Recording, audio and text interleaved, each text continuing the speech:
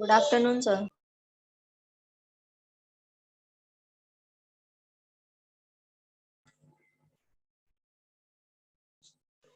Good afternoon.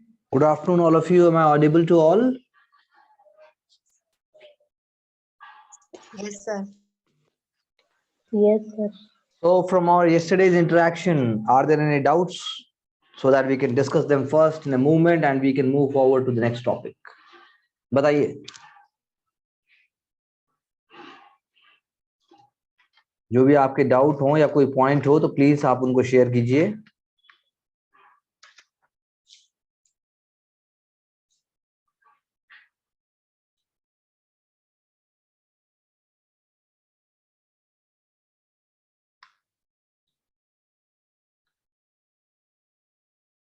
बताइए बताइए.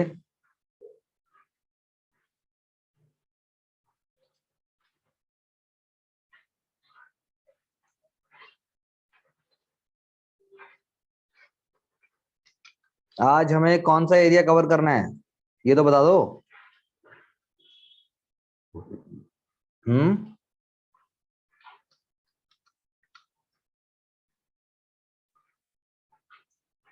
जी, क्या मुझे आप सुन पा रहे हैं सब? अब तक हमने जो कवर किया है टिल 1857 और उसके बाद हमने tribal revolts and peasant revolt, working class movement, I believe ये सब हमने कर लिया है. इसमें यदि कोई डाउट है तो प्लीज आप पूछिए.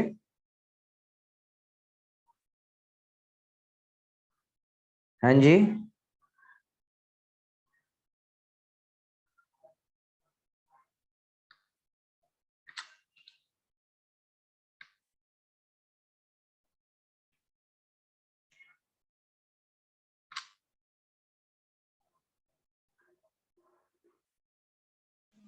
No doubt. कोई डाउट नहीं है किसी को भी. ओके, बड़ी खुशी की बात है.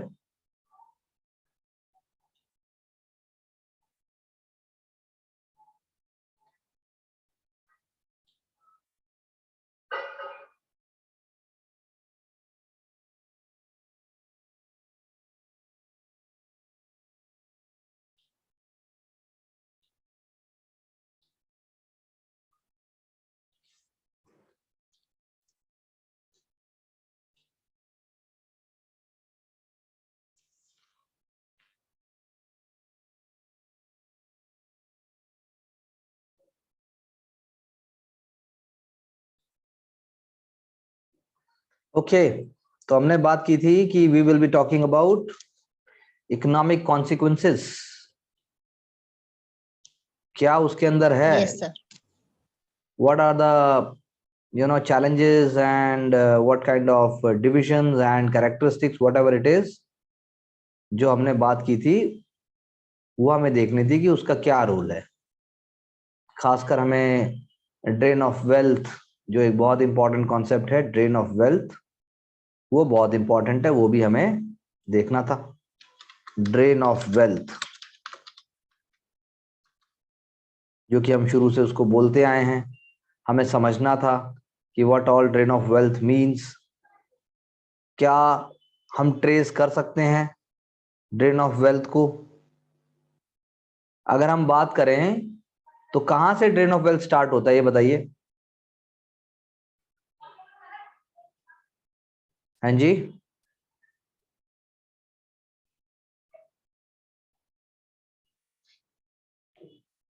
ड्रेन ऑफ वेल्थ हमारा कहां से शुरू होता है? बैटल ऑफ प्लासी के बाद. बैटल ऑफ प्लासी के बाद से शुरू होता है. बैटल ऑफ प्लासी के बाद से हम कहते हैं ड्रेन ऑफ वेल्थ स्टार्ट हो जाता है. यानी कि एक ऐसा सिस्टम जिसके द्वारा भारत से चीजें जा तो रही थी, लेकिन वापस क्या आ रहा है हमें वो कुछ दिखाई नहीं दे रहा था. क्या वापस आ रहा है वो हमें दिखाई नहीं दे रहा था. And the British were claiming कि बहुत कुछ हो रहा है भाई, बहुत कुछ आ रहा है. whenever we talk about economic impact, जब भी हम इकोनॉमिक इम्पैक्ट की बात करते हैं तो हम ऑलरेडी रेवेन्यू सिस्टम को पढ़ चुके हैं. Revenue system is one of the key areas जिसके थ्रू हमें अंडरस्टैंडिंग हुई कि वेदर ड्रेन ऑफ वेल्थ या वेदर एनीथिंग और व्हाटएवर इट इज, तो वो हमें जो है हम समझ पाए कि व्हाट इज हैपनिंग, वो हमें पहली बार दिखाई देता है. पहली बार दिखाई देता है that there are both short term and both long term economic consequences. ठीक है ना जी. तो मुझे पहले ये बता दीजिए, अगर हम बात करें कि जो वो है अपना, कि जो मतलब लैंड रेवेन्यू सिस्टम्स हैं. आपको स्क्रीन शेयर हो रहा है? Yes, Any- sir. तो स्क्रीन पे क्या दिखाई दे रहा है? ब्लैंक. हाँ, अभी तो कुछ नहीं लिखा है. अभी मैंने कुछ नहीं लिखा है. Okay, so land revenue settlements दिखाई दिया? Yes, sir. Land revenue settlements. तो लैंड रेवेन्यू सेटलमेंट्स में मुझे बताइए कि क्या कॉन्सिक्वेंसेस, जल्दी जल्दी बोलते जाइए. What are the consequences of the land revenue settlements? Economic consequences. High tech. चलो, हाई डेट. और जल्दी बोलो यार. Rohit. Fixed revenue. Okay, very high demand, high revenue demand कहना चाहिए हमें. और exploitation on the basis of crops. Exploitation on the basis of crops. Because sir Indigo की फार्मिंग के लिए. Commercialisation. Okay sir. Commercialisation of agriculture है ये, अपने आप में ये एक पूरा मुद्दा है. और बोलो. Ruralisation of industries. और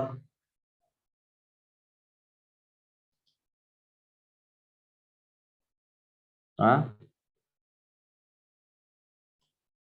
बोलिए. फेमाइन. बिल्कुल, लॉन्ग टर्म कॉन्सिक्वेंसेस में फेमाइन्स भी हैं. और क्या इकोनॉमिक कॉन्सिक्वेंसेस है? Fragmentation of land. और बोलिए. हाँ, और बताइए क्या बोलेंगे इकोनॉमिक कॉन्सिक्वेंसेस में? जो सोच पाओगे वो बोल पाओगे, वही काम आएगा. बोलो. एक्सप्लॉइटेशन बाय जमींदार.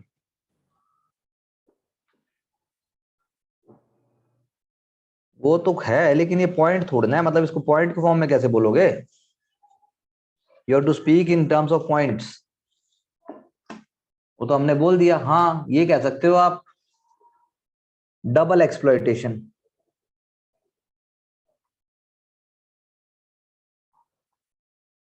एक साइड हो गया कैपिटलिज्म, एक साइड हो गया कॉलोनियलिज्म. और बोलो. जो बोल सकते हो, जो समझ सकते हो, वही अगले 1 साल तक लिख पाओगे, 1.5 साल से. उससे ज्यादा एक पॉइंट नहीं लिख सकते, ध्यान रख लेना. चाहे कॉलेज का एग्जाम दे लो, चाहे स्टेट सर्विसेज दे लो, चाहे यूपीएससी दे लो, कुछ नहीं लिख पाओगे. पॉवर्टी. क्या पॉवर्टी? Hunger means. अरे यार, ऐसे से बोलते हो तुम तो, पॉवर्टी हंगर जैसे, मतलब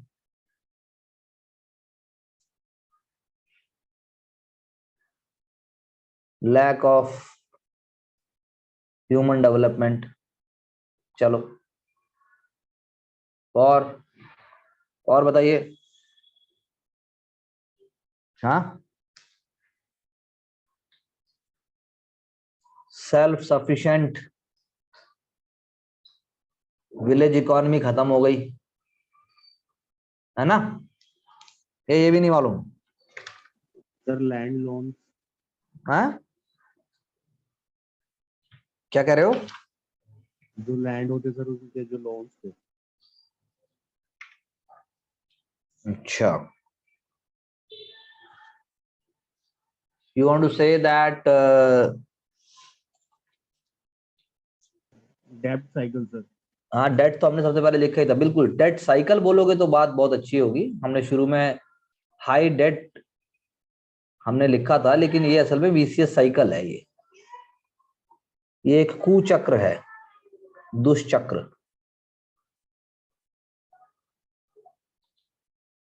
डेट साइकिल है ये, बिल्कुल है। थोड़े ना बड़े बड़े टर्म्स यूज किया करो, वोकैबुलरी को थोड़ी मजबूत करो। उसके बिना कैसे पेपर तक पकड़ोगे? तो अब सबसे पहले ये जानते हैं हम कि भाई village economy was a self governing structure जब ब्रिटिश इंडिया में आते हैं। कैसे है गांव सेल्फ गवर्निंग स्ट्रक्चर? बताओ मुझे जल्दी से बताओ। क्या बताना sir? How village was a self governing structure when the British came to India?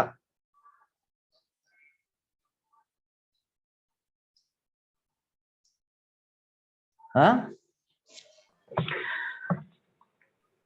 Sir जो जमींदार होता था लोकल, हम्म। वो क्या काम करता था? टैक्स कलेक्टर का भी काम करता था, ऑफिस क्या बोलते हैं, लॉ इन्फोर्समेंट ऑफिसर के तौर पे भी वो काम कर रहा था। जमींदार हम्म, जमींदार इज अ पब्लिक अथॉरिटी। हाँ, बोलते जाओ भाई। और क्या बोल रहे हो कुलदीप? बोलो आगे। जमींदार पब्लिक अथॉरिटी है, लॉ एंड ऑर्डर भी है, रेवेन्यू कलेक्टर भी है, वो पुलिस का काम भी कर रहा है, वो कस्टोडियन है समाज का। तो इसका मतलब है कि लैंड वाज, क्या थी land? Collective ownership. That means there is a role of community ownership है। Land was not a commodity. Loan तो दिए जाते थे, but beyond certain point nothing will happen.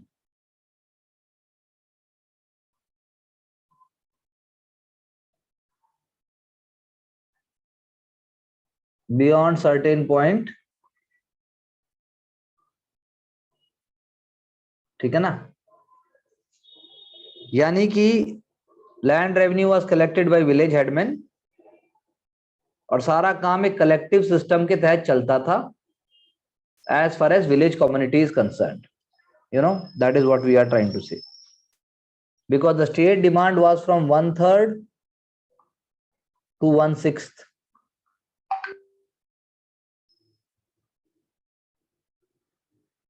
Okay, 1/3 to 1/6 था। तो village panchayat, it administered village affairs,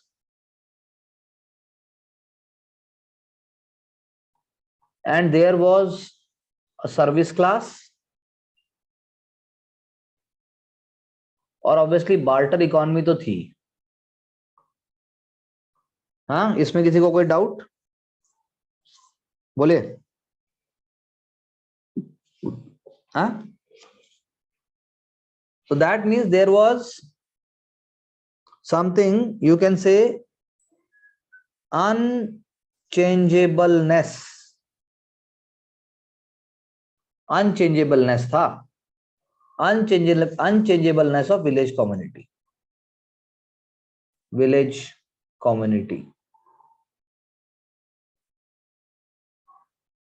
अनचेंजेबलनेस। एक systematic approach थी, ग्राम सभा थी, एंड दैट्स हाउ सब लोग अपना अपना काम करते थे। वो सोशियो इकोनॉमिक स्टेबिलिटी थी on one hand, on the other side you had agriculture backwardness भी था। फिर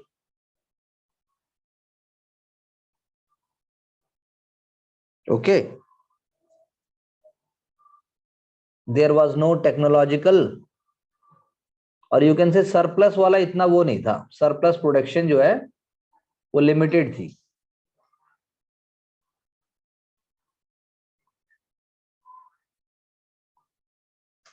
That is what we can say about village economy at the time of the British conquest. Urban economy क्या थी? Urban economy was based upon manufacturing industries.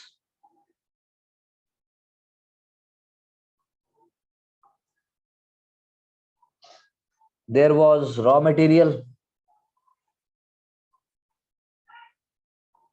plus finished goods. यानी कि local, regional and national level trade plus international.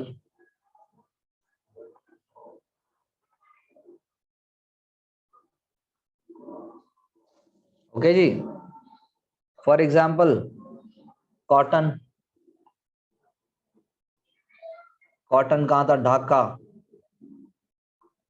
Murshidabad, Gujarat, Ahmedabad, Bharuch, सूरत। ऐसे ही था आपका silk, Indigo, oil, tobacco.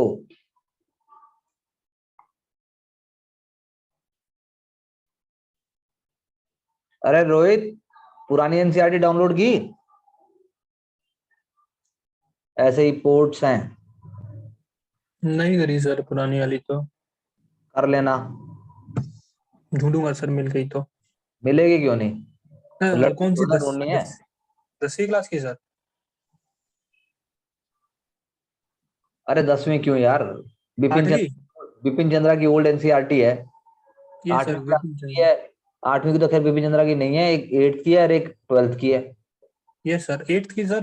पुरानी वाली और नई वाली में सिर्फ एक ही फर्क है, पुरानी वाली में 6 चैप्टर थे और नई वाली में 10 चैप्टर हैं। नहीं नहीं, ऐसा कैसे हो सकता है? पुराने वाली में बहुत सारे चैप्टर्स हैं। ओके सर, फिर पुरानी वाली में 10 होंगे, फिर नई वाली में 6 होंगे। चैप्टर का नहीं होता भाई, कंटेंट का होता है और कैसे दिया गया है। ओके सर, क्योंकि मेरे पास 2 थी सर, एक में 6 चैप्टर है, एक में 10 चैप्टर थे, तो मुझे लगा वो पुरानी वाली होगी। इकोनॉमिक वाला चैप्टर ढूंढो, उसमें से मैप डालो और पीछे के क्वेश्चन डालो। ओके सर, विपिन चंद्रा से? हाँ, बिपिन चंद्रा से भी डाल दे, जो 12th वाली। Okay sir. नहीं तो है किसी के ओके पास और 12th वाली किसी और के पास है? हैं? मैंने पूछा 12th वाली और किसी के पास है? Yes sir. किसके पास है? Yes sir. तो ठीक है, किसके पास है? कौन बोल रहा है यस सर? ये सर हाँ कोमल ने भी बोला और मैंने भी बोला है। ठीक है, कोमल डाल देगी। कुलदीप जी के पास भी है, तो उसका चैप्टर पूरा, चैप्टर में से वो मैप ले लो और डेटा ले लो और पीछे के क्वेश्चंस ले लो। ओके, तो ये इंडियन ट्रेड के बारे में हम बात कर रहे हैं। इंडिया के मैन्युफैक्चरिंग सेंटर थे जैसे चंदेरी, बुरहानपुर मध्य प्रदेश में है, कोयम्बटूर था साउथ इंडिया में, मदुरई, लखनऊ अपना यूपी में, लखनऊ, वाराणसी, जयपुर, ठीक है, मुल्तान, लाहौर, ये सब सारी सिटीज हैं। क्राफ्ट, हैंडीक्राफ्ट, मैन्युफैक्चरिंग, ये सब था। तो ये एक ओवरव्यू दे दिया मैंने कि भाई क्या था। हमारे यहाँ डोमेस्टिक कंजम्पशन थी बहुत अच्छी,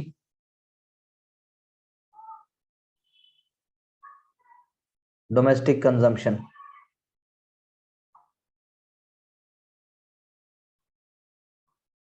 और हम एक्सपोर्ट भी करते थे। ये है हमारी सिचुएशन।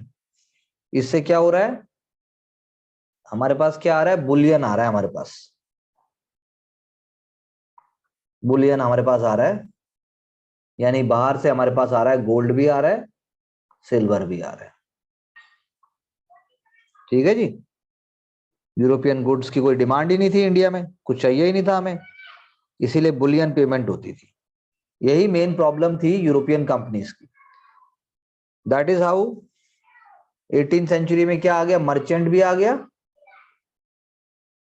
और बैंकिंग सिस्टम भी आ गया।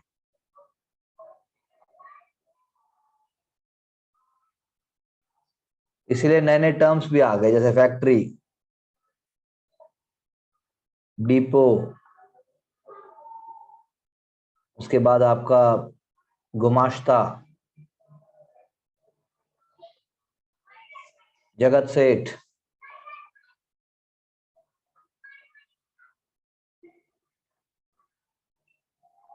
बनिया,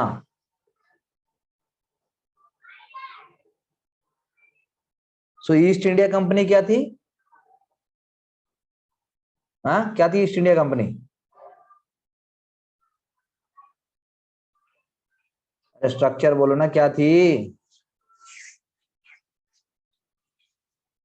हाँ, ज्वाइंट स्टॉक कंपनी। मोनोपोली किसकी थी कंपनी के ऊपर? हाँ, उसको, कंपनी को इंडिया में मोनोपोली थी कि नहीं थी? इंडिया में ट्रेड करने की मोनोपोली थी कि नहीं थी? थी सर। थी। किसने दी थी मोनोपोली? सर वो रानी वहाँ की, हाँ, वहाँ की रानी ने, मतलब इंग्लैंड की रानी थी सर। मैं क्राउन बोल देना, सॉरी, वहां की क्राउन। रानी, मतलब साला क्या भाषा है तुम लोगों की, बोल दो वो क्राउन, वहां की रानी थी, वहां फिर बोलेगा रानी ने ये पहना हुआ था, रानी ऐसे नहीं सर, दिखती थी। नाम याद नहीं आ रहा सर, नाम में कंफ्यूजन रहती है, तो एलिजाबेथ। आपको प्रोसेस देखना पड़ेगा ना, माइंड में इंफॉर्मेशन के प्रोसेस करने का तरीका बनाओ भाई, यस सर। पेपर कैसे निकलेगा जब तक तू रानी मेरी रानी, रानी मेरी रानी करता रहेगा, जब तक पेपर ही खत्म हो जाएगा। नहीं रोहित? तो चार्टर है, अब चार्टर दिया उसने, क्या दिया, crown gave a charter. Charter क्या है? रिटर्न एग्रीमेंट है चार्टर। ठीक है, उसकी प्रिविलेजेस डिफाइन कर दी, प्रिविलेजेस प्लस राइट्स चार्टर से डिफाइन हो गए। और चार्टर किसने पास कर दिया? हाँ, ब्रिटिश पार्लियामेंट ने चार्टर पास कर दिया। तो पॉलिसी क्या थी ब्रिटिश की इंडिया में? जो कंपनी है उसकी पॉलिसी क्या है, ये तो बता दो यार, उसकी पॉलिसी क्या है? दो शब्दों में अगर उसकी पॉलिसी बोलनी हो तो क्या बोलोगे? Maximum profit. उसकी पॉलिसी है buy cheap and sell dear, सस्ता खरीदो और महंगो बेचना है। ओके, सस्ता खरीदना है और महंगा बेचना है। तो इसका मतलब क्या करना है, कंपटीशन में आगे निकलना है, कंपटीशन एलिमिनेट कर देना है कुल मिला के लास्ट में। जब आप सस्ता खरीद लोगे किसी भी तरीके से, कौन से तरीके हैं, by war, by legislation and by coercion, diplomacy जो भी कह लो, हाँ, और इवन ब्राइबरी भी चलेगी। कुल मिला के सस्ता खरीदना है और महंगा बेचना है. This is what the company wants to do under all circumstances. England में क्या हो रहा है? इंडस्ट्रियल रिवॉल्यूशन हो रहा है जी 1750s के बाद में. उनको क्या चाहिए? New markets. तो इंडिया क्या बनेगा? मार्केट बनेगा. अब मार्केट को करने के लिए what do you want? You want control also. तो टेरिटोरियल एक्सपेंशन भी हो गया. so that profit can be secured.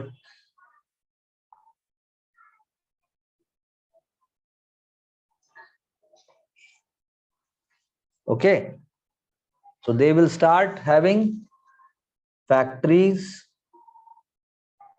फिर forts, फिर जो है आपका प्रोविंसेस भी कंट्रोल में आते चले जाएंगे. So East India Company became territorial power.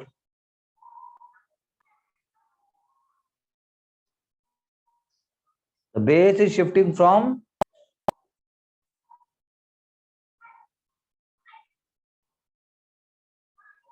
trade to land revenue.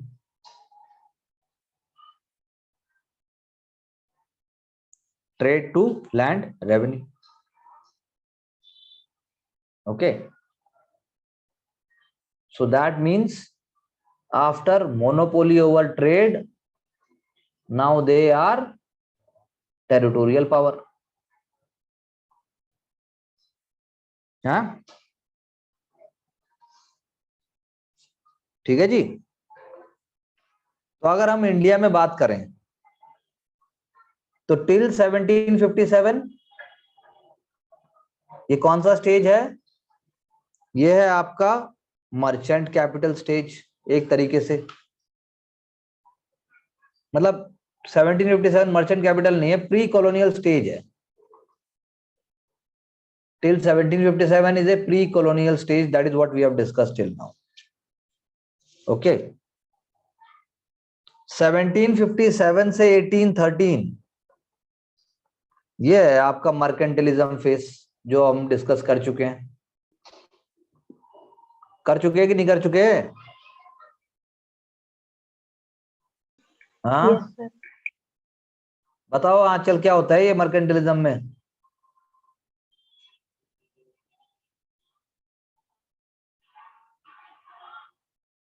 Mercantilism में क्या होता है? क्या करेंगे? ट्रेड 1830 कर रहे थे सर. दे आर डूइंग क्या ट्रेड कह रहे हो? मैंने म्यूट कर दिया, बोलो.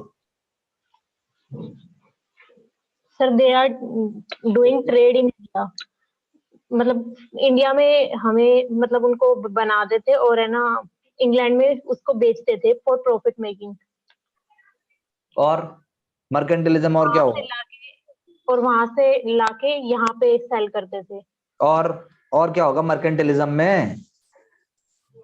मर्केंटिलिज्म पढ़ा था ना? Yes sir. क्या फीचर्स हैं उसके? जल्दी बोलो.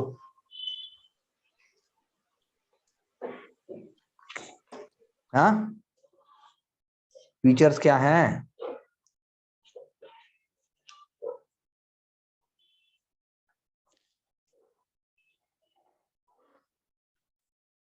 कोई और बोलेगा?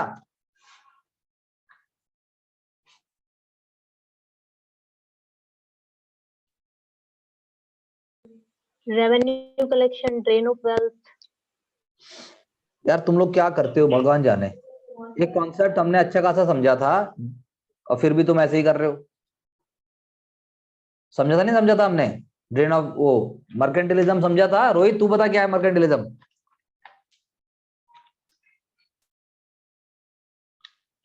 हाँ सर मर्केंटिलिज्म जो इंडिया में जो चीज मतलब जो भी सामान था मतलब जो भी है वो सामान था उसको एक्सपोर्ट करना इंग्लैंड में ऑन हाई मतलब मैक्सिमम प्रॉफिट.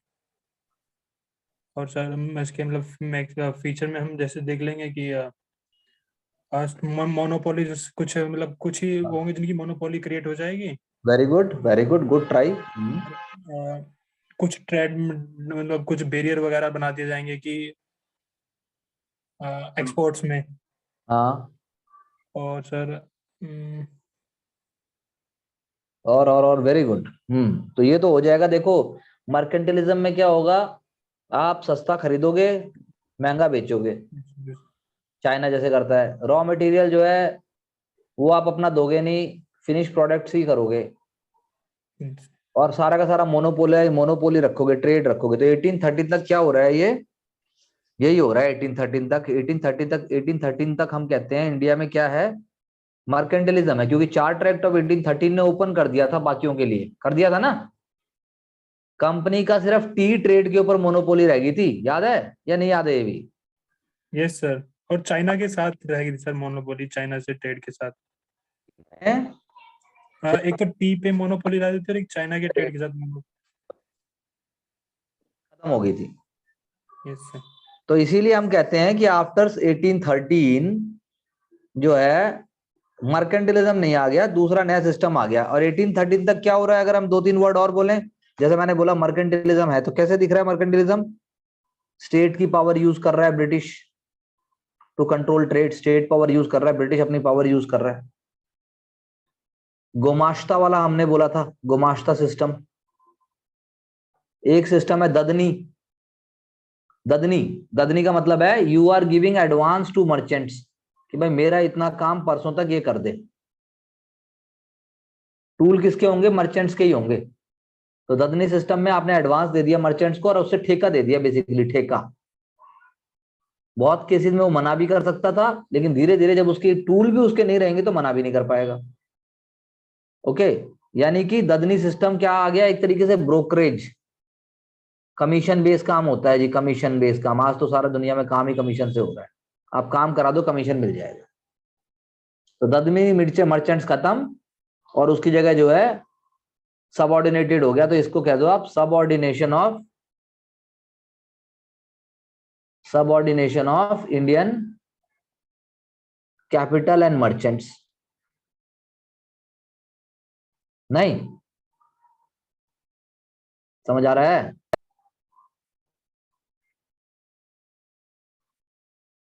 ठीक है जी, सबऑर्डिनेशन किसका हो गया? इंडियन मर्चेंट्स का और इंडियन कैपिटल का। ओके, और हम क्या कह सकते हैं, एजेंसी सिस्टम आ गया इंडिया में, डायरेक्ट एजेंसी सिस्टम। 1780s में क्या आ गया इंडिया में? डायरेक्ट एजेंसी सिस्टम, यानी कि मिडलमैन हट गए। अब कंपनी जो है वो बन चुकी है दीवान ऑफ बंगाल, जगत सेठ भी खत्म हो गया है, उसकी जगह मिंटिंग राइट भी ले लिए गए हैं। अब आ गया एजेंसी, यानी कि अब बैंक आ जाएगा, कंपनियां आ जाएंगी, ये आ गया एजेंसी सिस्टम। इंडियन बिजनेसमैन जो है वो रिड्यूस्ड हो गया है, Indian businessman is merely a subordinate person, दीवानी राइट्स आ गए। अब क्या हो गया उसके बाद? अब उसके बाद जो है ट्रांसफर ऑफ फंड्स होने लग गया है हिंदुस्तान से। ट्रांसफर ऑफ फंड्स, हिंदुस्तान से फंड ट्रांसफर होंगे, कहां ट्रांसफर होंगे? इंग्लैंड में ट्रांसफर होंगे। यानी कि क्या हो गया, कंपनी के पास एक हो गया टेरिटोरियल रेवेन्यू, एक हो गया कमर्शियल रेवेन्यू। टेरिटोरियल रेवेन्यू हो गया, कमर्शियल रेवेन्यू हो गया। Okay, territorial revenue British is using for what purpose? For conquest. पैसा आया, वो लगाया, लड़ाई लड़ी, दूसरी जगह जुड़ी। तो यानी कि इसका खर्चा कौन उठा रहा है? बंगाल का पेजेंट या इंडिया का पेजेंट उठा रहा है। कमर्शियल रेवेन्यू से क्या हो रहा है? यू आर, उससे आप परचेज कर रहे हो गुड्स की, इंडिया से परचेज करके आप इंग्लैंड भेज रहे हो, यानी पैसा भी मेरा, खरीदा भी मेरा ही माल जा रहा है, और जा कहां रहा है? इंग्लैंड में जा रहा है। यानी कि जो भी अब इंडियन गुड्स को मैं खरीद रहा हूं इंडिया में, इंडियन गुड्स को जो खरीद रहा हूं, वो ब्रिटिश क्या कहला रहा है? वो क्या है ब्रिटिश की? इन्वेस्टमेंट्स। वो क्या है? इन्वेस्टमेंट कर रहे हैं भाई ब्रिटिश इंडिया में। ओके, बात समझे? वो क्या है इंडिया में? इन्वेस्टमेंट है वो। और जो इंडिया का माल एक्सपोर्ट में बाहर जा रहा है वो क्या है भैया? ट्रिब्यूट है वो। That is tribute. ओके, मेरी बात समझ आई या नहीं आई?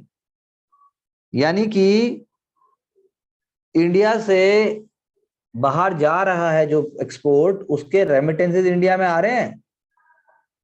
नहीं आ रहे हैं, लेकिन हम इसको पहले समझ नहीं पाए कि क्या हो रहा है। ये हमें कुछ उसके बदले में रिटर्न में मिला नहीं। That is what is called drain of wealth. भाई इंडिया का पैसा इंडिया से बाहर जा रहा है, लेकिन इंडिया को उसके बदले में कुछ मिल ही नहीं रहा है। ठीक है, तो यानी कि जैसे हम बात करते हैं, ईस्ट इंडिया कंपनी ने, ठीक है, पेमेंट की, किसको पेमेंट की? शिपिंग, बैंक्स, इंश्योरेंस,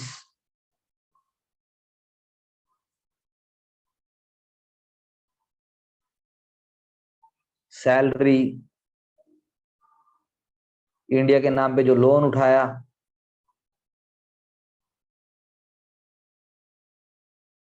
लोन पे जो इंटरेस्ट देना है, जो कंपनी के जो वो हैं डिविडेंड्स देने हैं जो शेयर होल्डर्स को, पेंशन जो देनी है, इंडिया में जो आर्मी की सैलरी प्लस एडमिनिस्ट्रेशन है,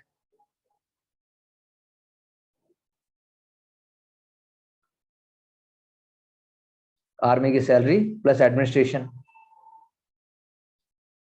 उसके बाद कोई और कैंपेन्स करने हैं, जो भी हो रहा है, उसके पैसे सब कहां से आएंगे? इंडिया से ही आएंगे। वो क्या, वो कहां से आएंगे? इंडिया से ही आएंगे। यानी कि हम क्या कह रहे हैं? दो बातें कह रहे हैं, हम ध्यान से समझ लीजिए। I am a British merchant, मेरे को इंडिया में आके बिजनेस करना है,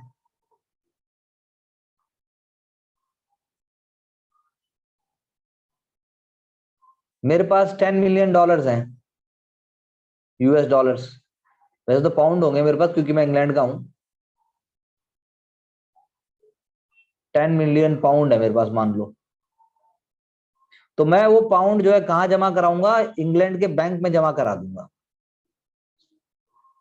उसके बदले मुझे क्या मिलेगा? वाउचर। वो वाउचर लेके मैं इंडिया आ गया। इंडिया में मैंने वो वाउचर दिखाया, और जो मुझे खरीदना था मैंने सब खरीद लिया। बदले में मैंने क्या दिया? वाउचर। तो ये सारा माल कहां गया? है इंग्लैंड। और पहले से भी पैसा कहां था? इंग्लैंड। समझे? तो ये हो रहा है, पहले से पैसा भी इंग्लैंड में था, वाउचर भी इंग्लैंड में था। उसके बाद जो है,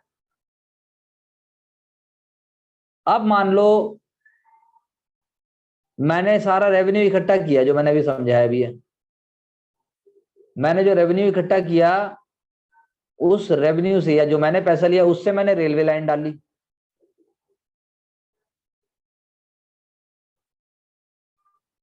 जो भी मैंने पैसा रेलवे में लगाया, उसको मैंने क्या कहा? हम क्या कर रहे हैं? इन्वेस्टमेंट। इन्वेस्टमेंट वो कहां से आई? इंडिया से आई।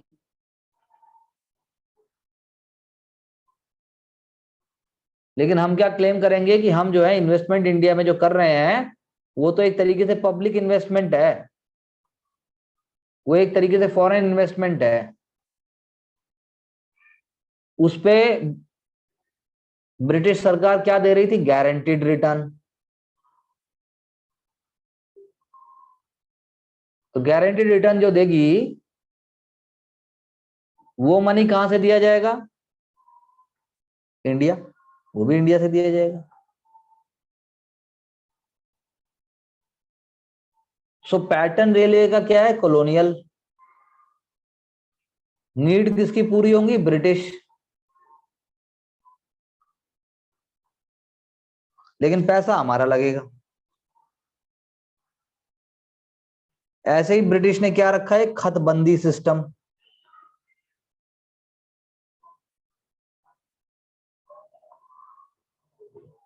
यानी कि जो वीवर्स हैं वो गोमाश्ता जब उनको बुली करेंगे, हैरास करेंगे, वो फोर्स करेंगे कि जिस प्राइस के ऊपर वो कहेंगे उसी प्राइस के ऊपर आपको चीजें बेचनी पड़ेंगी एक्सक्लूसिवली। इसको कहा गया खतबंदी system.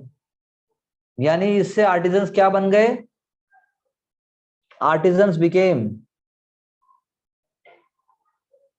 Bonded labours.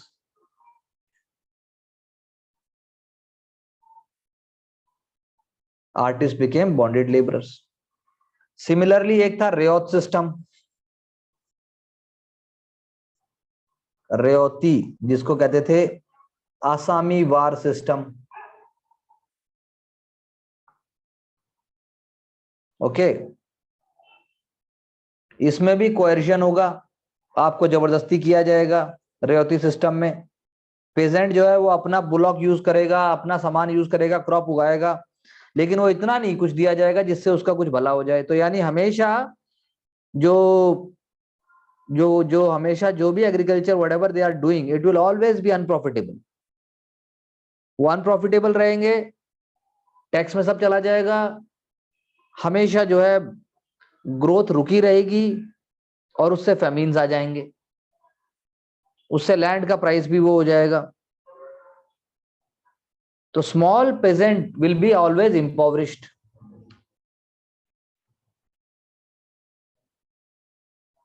Small peasant will always be impoverished. तो डोमिनेशन किसका हो जाएगा, मार्केट के ऊपर डोमिनेशन कंपनी का हो जाएगा और प्रोड्यूसर्स पे भी उनका। और क्या यूज करेंगे हथियार, इंडिया में फिनिश गुड्स आएंगे, उन पे कोई ड्यूटी नहीं होगी, जितना मर्जी आ जाए इंग्लैंड से। लेकिन जो इंडिया से एक्सपोर्ट होंगे उस पे हैवी ड्यूटी होगी। रॉ मटेरियल पे, एक्सपोर्ट पे कोई ड्यूटी नहीं,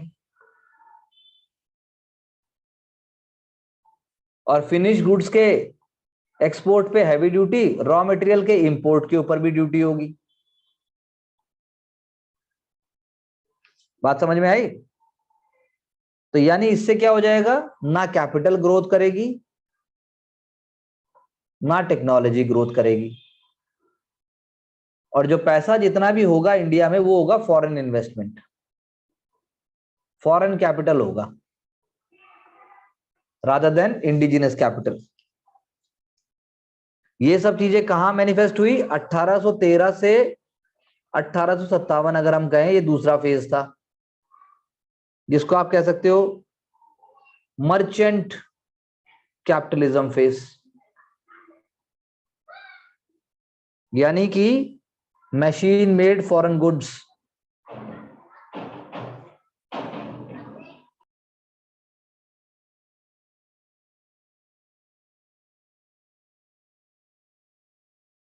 होल्ड करो भाई एक सेकेंड।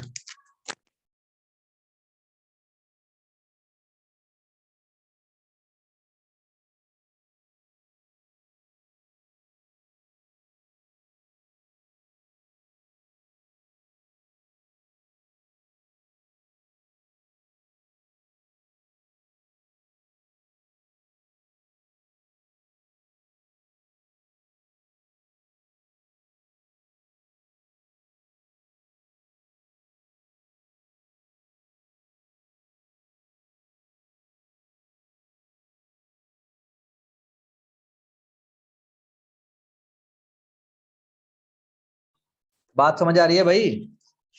हेलो, अरे बात समझ आ रही है, कंफर्म तो कर दो। Yes sir. Yes sir. जैसे मैं बता रहा हूं ना ऐसे ही प्रेजेंटेशन करनी है। कौन करेगा पहले? हाँ अरे रोहित, तूने फोटो कहाँ का लगा रखा है? तेरा ही है किसी और का है? नहीं हूँ सर। कहाँ का है ये फोटो? तू तो वो लग रहा है, क्या नाम था उसका, नीरज चोपड़ा, दूर से पानीपत से ही हूँ सर मैं भी। तो तू भी नीरज चोपड़ा ही है क्या? नहीं सर, मैं रोहित कुमार सैनी। वाह, one must be proud of self. Yes sir. जान लगाइए रोहित जी, तब कुछ होगा। यस। तो यानी कि इंपोर्ट रिस्ट्रिक्शंस हो जाएंगे, एक्सपोर्ट का ये हो जाएगा, इंडस्ट्री गड़बड़ हो जाएगी। 1813 से 1857 इंडिया खोल दिया जाएगा। अब जो है मोनोपोली खत्म हो जाएगी कंपनी की। तो अब क्या हो जाएगा? वन साइडेड फ्री ट्रेड हो जाएगा। यानी क्या हो जाएगा? Unequal competition.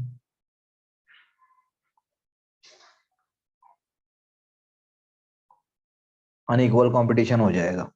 अब इंडियन इकोनॉमी क्या बन गई? कॉलोनियल इकोनॉमी बन गई। ओके, अब क्या हो जाएगा? वेस्टर्नाइजेशन आ जाएगा एक तरीके से, जो हमने मांगा भी नहीं था। कैश क्रॉप्स हो जाएंगी। और ये 1857 के बाद आगे चलेगा। 1857 से 1947 तक क्या बोल सकते हो आप? मतलब फाइनल फेज है ये, फिस्कल कैपिटलिज्म का फेज आ जाएगा। इंडिया में इंडस्ट्रीज डेवलप होंगी बट लिमिटेड होंगी, मजबूरी में होंगी। लिमिटेड इंडस्ट्रियलाइजेशन होगा इंडिया में। कब कब होगा? First world war, second world war, और उसके अलावा जब जब मजबूरी है। अदरवाइज इंडिया में डेवलपमेंट करने के लिए ब्रिटिश तैयार नहीं है, ना वो करेंगे। पहले ब्रिटिश कैपिटलिस्ट पैसा कहां लगाएंगे?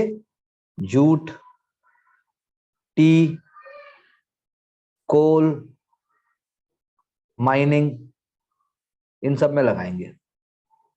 ओके, और ये सारा का सारा इन्वेस्टमेंट क्या करा जाएगा? जितना भी इन्वेस्टमेंट होगा उसको क्या कहा जाएगा? Public debt. क्या कहा जाएगा? Public debt. Okay, public debt कहा जाएगा, जिसके लिए हमने कहा गारंटीड रिटर्न कॉन्ट्रैक्ट, 5% उनको गारंटीड रिटर्न कॉन्ट्रैक्ट भी मिलने की बात की जाएगी। इंडिया का जो है फॉरेन एक्सचेंज हमेशा लॉपसाइडेड ही रहेगा। तो यही सिस्टम जो है हमारे लैंड रेवेन्यू में होगा। जैसा हमने कहा परमानेंट सेटलमेंट और ये सारा जो हमने डिस्कस किया था, परमानेंट, रेतवारी, महालवारी ये कर देगा, और यहां पर जो है आपका एग्रीकल्चर कर देगा। तो ये सारी चीज होकर आपका सब कुछ खत्म कर देंगे। ट्रेडिशनल इकोनॉमी खत्म हो जाएगी। Miss use of political power होगा। हाँ, गवर्नमेंट सपोर्ट करेगी भाई। हाँ, गवर्नमेंट सपोर्ट करेगी इस सारे प्रोसेस में। यस सर, करेगी। यस करेगी, सर। बिल्कुल करेगी। अगर मैं कहूं ट्रू और फॉल्स बोलते जाओ, कमर्शियलाइजेशन ऑफ एग्रीकल्चर में ट्रू फॉल्स बोलना है। It was forced, true. Commercialisation was forced. True और फॉल्स लिखते जाओ, बोलते जाओ, कुछ भी करो लेकिन जल्दी करो।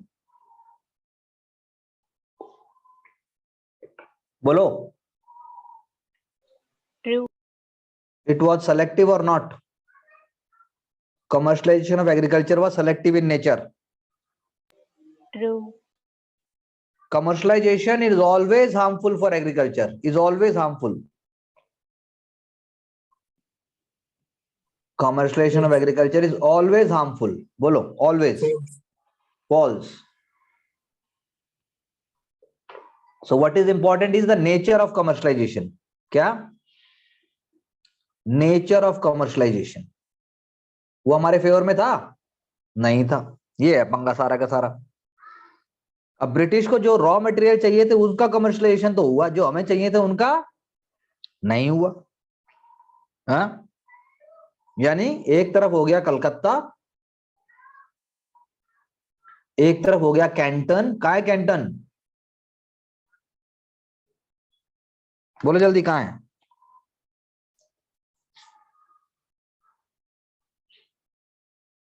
अरे कैंटन तो बोल दो, कहाँ है भाई?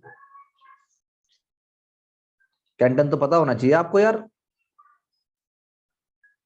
Canton, Canton is a port. आपके चाइना में है कैंटन? यार आप लोग मतलब अवेयरनेस तो बिल्कुल ही बस पूछो मत। तो ये सारी चीजें हमारे को क्या करेंगी, एक्सप्लॉयटेशन ऑफ पेजेंट होगा, गरीबी आएगी, भुखमरी आएगी, पेजेंट लैंड से बन जाएगा, मार्केट में इंस्टेबिलिटी आ जाएगी, हम खाम खामे वर्ल्ड मार्केट से जुड़ जाएंगे, अमेरिका में सिविल वॉर होगा और इंपैक्ट कहां होगा, इंडिया में, खाम खामे जुड़ जाएंगे हम।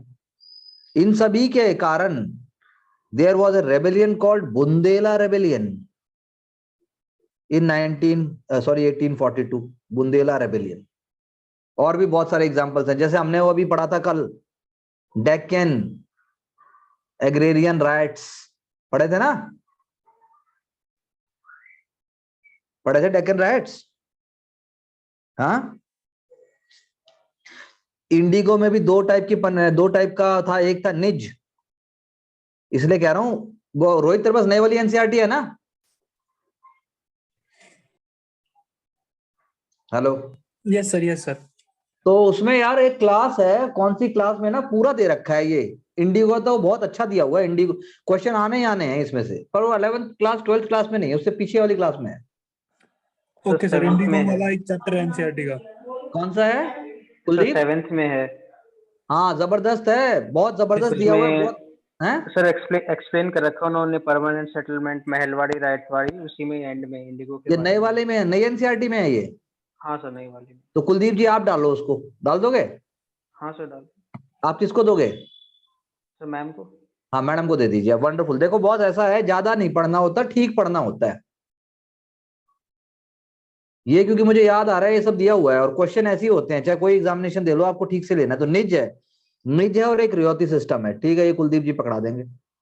एक निज सिस्टम है, एक रियोती सिस्टम है। तो निज के अंदर क्या होगा कि प्लांटेशन जो है कल्टीवेशन अपने उससे करेगा, खुद ही प्लाव करेगा, खुद ही कैटल खुद ही हायर करेगा। और रियोती में जो मैंने अभी बताया आसामी वार सिस्टम, उसके अंदर जो है पीजेंट कल्टीवेट करेंगे। जबकि सारा का सारा जो इंडिया में कौन सा है, निज चल रहा है कि रियोती चल रहा है? सर इंडियन पीजेंट तो रियोती कर रहा है। रियोती है, बिल्कुल, ये रियोती हो गया इंडिया में। तो अब आप मुझे बताएंगे, जब मैं आपसे अभी बोल रहा हूं कुछ कि पॉवर्टी और फेमिन, तो चलो आप लिख दोगे और आप बड़े बड़े वर्ड्स भी लेके आओगे भाई, इंपीरियल कंट्रोल था, इंडिया के रिसोर्सेज पर भी कंट्रोल था, इंडस्ट्रियल कैपिटलिस्ट क्लास बहुत बाद में डेवलप होगी, रोड्स और रेलवे भी आएंगे। उसके बाद जो है आप पोस्टल सिस्टम और टेलीग्राफ पे भी लिखोगे, वो हम डिटेल में लिख चुके हैं पहले ही, हमने डलहौजी की बात कर ली थी, प्रेस भी हमने बात कर ली, ठीक है। प्रेस में मैं अलग से बताऊंगा वैसे, लेकिन मैं बता दूं पहला न्यूज़पेपर छापा था जेम्स अगस्टस हीके ने, जेम्स अगस्टस हीके, ये पहला न्यूज़पेपर छपा था जी बंगाल में। इसका नाम था बंगाल गैजेट, न्यूज़पेपर का नाम था बंगाल गैजेट, ठीक है। इंडस्ट्री और अगर हम बात करें क्या बोलते हैं कैपिटलिस्ट क्लास की, ग्रोथ ऑफ कैपिटलिस्ट क्लास कैसे हो रही है, तो उसके अंदर जो है हमारी स्वदेशी मूवमेंट का भी बहुत बड़ा रोल था, अभी हम करेंगे उसको। हमारे स्वदेशी लीडर्स थे महादेव गोविंद रानडे, आप चाहें तो महादेव गोविंद रानडे का एक वीडियो मैंने डाला हुआ है, आप उस चैनल पे जा सकते हैं, चैनल का नाम है अनसरकारी, और जाके एक छोटा सा वीडियो आप देखिए। In fact there are lot of small videos, but they are all from the examination perspective, इसलिए आपको बोरिंग लग सकते हैं, वो सेंसेशनल नहीं है, वो आपको मेहनत करने पे मजबूर करेंगे, क्योंकि उसमें पका पकाया माल नहीं मिलेगा। लेकिन महादेव गोविंद रानडे हो गए, बाकी पर्सनैलिटीज हो गए, दे आर वेरी इंपॉर्टेंट। मेरा गोल है कि जो लेसर नोन पर्सनैलिटीज हैं और जिसकी इंफॉर्मेशन जहां पर अवेलेबल नहीं है जिस टॉपिक की, सिर्फ उन्हीं टॉपिक्स में वीडियोस बनाऊं। आप भी कोई सजेस्ट कर सकते हो कभी आपको जो लगे। ऐसे ही केटी तेलंग एक साहब थे, केटी तेलंग बहुत इंपॉर्टेंट नाम है। केटी तेलंग साहब ने जो है, और फिरोज शाह मोहता जो एक हमारे लीडर हैं, किसके लीडर हैं हमारे, मॉडरेट फिरोज शाह मेहता, इन्होंने भी एक वो खोला था, फैक्ट्री खोली थी, सोप फैक्ट्री। ऐसे एग्जाम्पल जब आप दोगे, अगर एचसीएस का एग्जाम भी अभी आ रहा है, पिछले वाला तो शायद कैंसिल ही हो जाएगा, पर नया एग्जाम आने ही वाला है, मे बी नेक्स्ट 6 months और 1 year। लाल लाजपत राय ने क्या खोला, पीएनबी खोला, पंजाब नेशनल बैंक, लाल लाजपत राय ने प्रमोट किया। ऐसे ही अगर आप टेक्सटाइल फैक्ट्रीज की बात करो, तो सबसे पहले कलकत्ता और इसके आसपास चीजें होंगी। 1853 में बॉम्बे में ओल्ड एनसीईआरटी में दे रखा है उसी चैप्टर में, इसलिए मैं कह रहा हूं ओल्ड एनसीईआरटी से ले लो। ओके, बॉम्बे में खोली गई फर्स्ट टेक्सटाइल फर्स्ट फैक्ट्री, उसका बॉम्बे में खोली गई पारसी कावस जी नाना भाई डामर।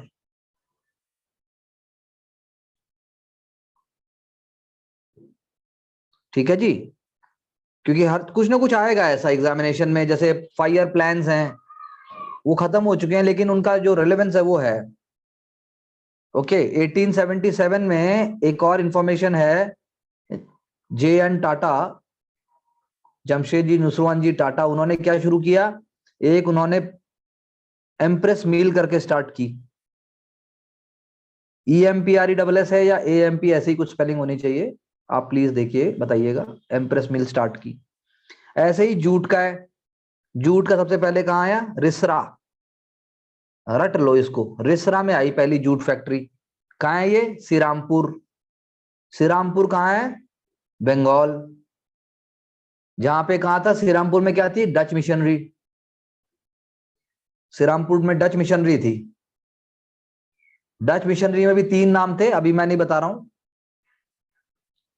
मार्शमैन, एक उनमें से मार्शमैन साहब थे।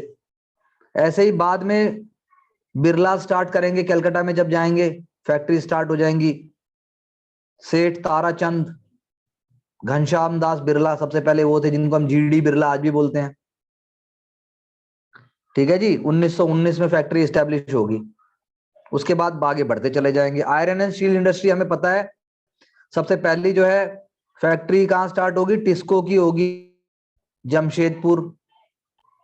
एक बार आप टाटा स्टील के ही वेबसाइट पे जाइए और वहां से उनकी पूरी हिस्ट्री को ट्रेस कीजिए। ठीक है, बाद में एक और भी बहुत महान सज्जन है, कौन है भारत में जिसके नाम पे इंजीनियर्स डे मनाया जाता है, बताइए। तुम में से इंजीनियर कौन कौन है, अरे तुम में से बीटेक किसने की है, ऐसा कैसे हो सकता है, तुम में से कोई भी इंजीनियर नहीं है। दीपिका,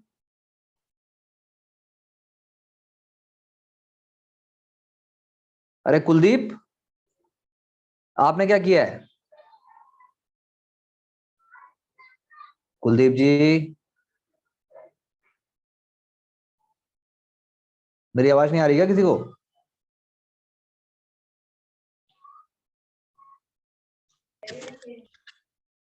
अरे कुलदीप जी, हेलो आपने क्या किया है? Sir, engineering. तो फिर यार बोल क्यों नहीं रहा 1 घंटे से तुम? सर वो माइक क्या बोलते हैं, ब्लूटूथ बंद हो गया था, चेंज। कोई टेंशन नहीं होगी, sorry, don't take it personally. मुझे बताइए इंजीनियर्स डे किसके नाम पे मनाते हैं? सर विश्व हाँ, वैश्वर्य। बिल्कुल विश्वेश्वरैया जी, मोस्ट कुंडम मोक्ष विश्वेश्वरैया।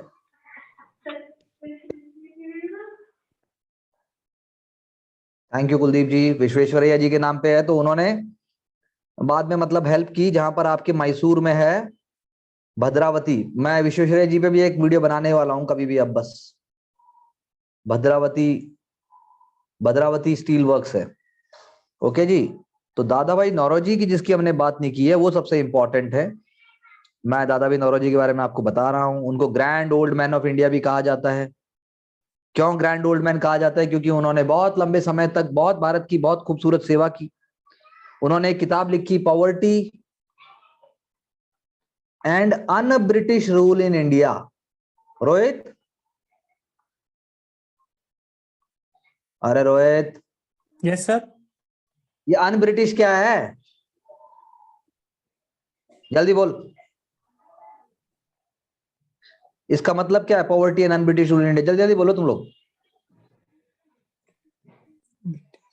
अन ब्रिटिश बोल रहा है ना वो, poverty and un British rule in India, क्या मतलब है इसका? जल्दी बोल, जल्दी, इतनी देर में पेपर निकल जाता है हाथ से, बोलना पड़ेगा, नहीं तो बोलो नहीं पता। हाँ, बस हो गया टाइम यार, और टाइम नहीं दे सकता मैं, जल्दी बोलो। रोहित, अरे रोहित बोलना।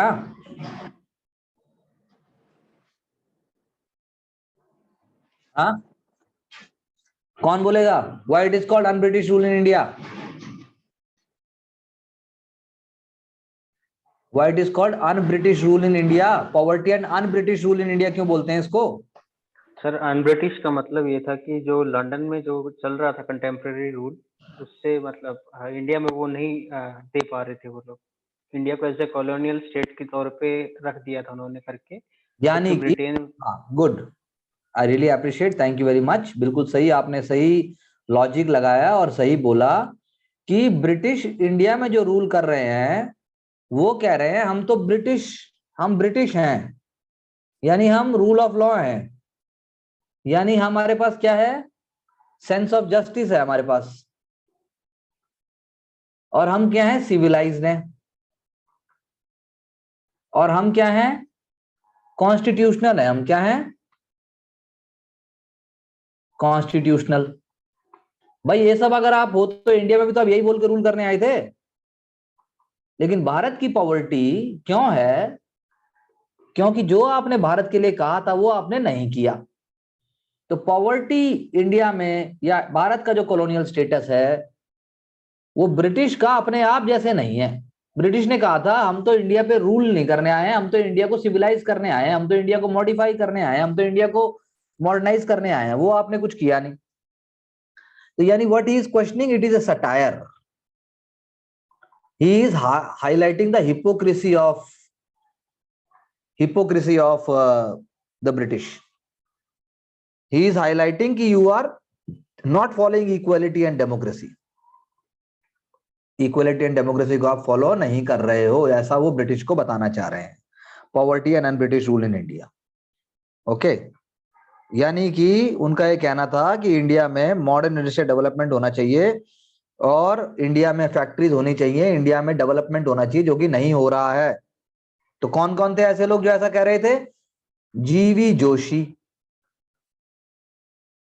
एमजी रानाडे, जी सुब्रमण्य अय्यर,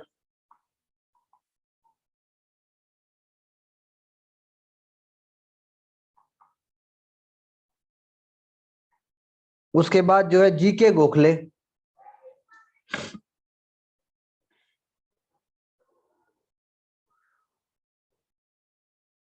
उसके बाद जो है आपका पीसी रे,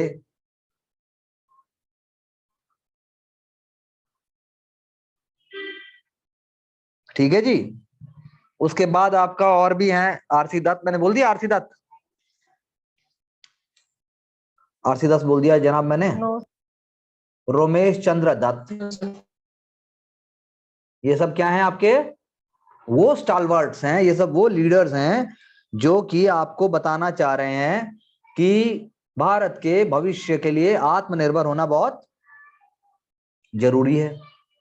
आत्मनिर्भर भारत,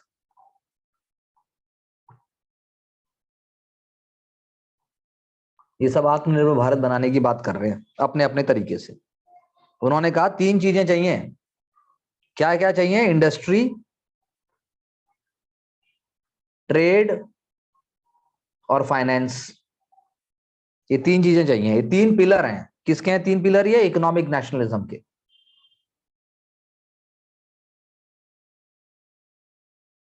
और ब्रिटिश भारत में क्या कर रहा है? प्लंडर कर रहा है और ट्रिब्यूट कर रहा है। ठीक है, प्लंडर और ट्रिब्यूट। और जो फ्री ट्रेड है भारत में जो दिखाया जा रहा है वो असल में है क्या? एक्चुअली में वो फ्री ट्रेड है क्या? बोलो। नो, वो फ्री ट्रेड नहीं है। ठीक है, एक आर्टिकल लिखा था इंग्लैंड डेट टू इंडिया, उसके बाद जो है उन्होंने ईस्ट इंडिया एसोसिएशन बनाई थी पहले लंदन में, हम उसके बारे में बात करेंगे अभी। ईस्ट इंडिया एसोसिएशन ये दादा भाई नौरोजी ने बनाई है, ईस्ट इंडिया एसोसिएशन। अभी इसके बाद हम यही सब बात करेंगे, राइज ऑफ नेशनलिज्म कैसे हुआ, सारी की सारी पॉलिटिकल एसोसिएशन की हम बात करेंगे। तो ईस्ट इंडिया एसोसिएशन लंदन में जो बनी वो जो है उसके अंदर ये बात हुई। वहां एक इंग्लैंड डेट टू इंडिया उन्होंने ये लेटर पढ़ा 1867 में, तब जाके पॉवर्टी और नॉन ब्रिटिश रूल की थ्योरी की बात हुई। ठीक है जी। 1896 में कैलकाटा सेशन में एक्सेप्ट किया गया इसको, ड्रेन ऑफ वेल्थ थ्योरी को। और 1906 में दादा भाई नौरोजी ने फिर किसकी बात की कैलकाटा सेशन में? Again self rule like colonies. इसीलिए दादा भाई नौरोजी ने क्या कहा? अंग्रेज वो खून पी रहे हैं जो दिखाई भी नहीं दे रहा। अंग्रेज क्या है? जहरीला चाकू। जहरीला चाकू नहीं, मुझे कहना चाहिए जहरीला चाकू, तो दोनों चीजें खतरनाक हो गई। अंग्रेज भारत में क्या है? अंग्रेज भारत में है मीठी छुरी। क्या है? हाँ? मीठी छुरी। अब छुरी चाहे कैसी भी हो, तुम पसंद करोगे? बोलो। It is a sweet knife. British rule in India is a sugar coated knife. क्या शब्द थे उनके?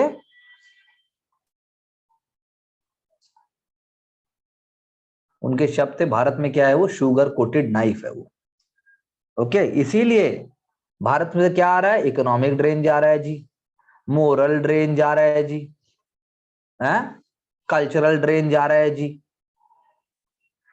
सारे ड्रेन इंडिया से हो रहे हैं जी। ओके, इसीलिए आरसी दत्त ने कहा, आरसी दत्त साहब ने कहा कि इंडियन किंग जो है वो टैक्सेशन मॉइस्चर की तरह लेता था। कैसे लेता था? मॉइस्चर। और ब्रिटिश ने क्या किया है? वो यहां से लेकर दूसरों के लैंड पे कर रहे हैं वो। So they all are actually talking about the poor aspect of the British. इसी को हम इकोनॉमिक ड्रेन, इकोनॉमिक वेल्थ और ये सारी चीज कहते हैं। कोई डाउट, कोई सवाल तो बताइए, फिर हम आगे चलते हैं। बोलिए जी। हाँ, clear sir. Drain of wealth समझ में आ रहा है?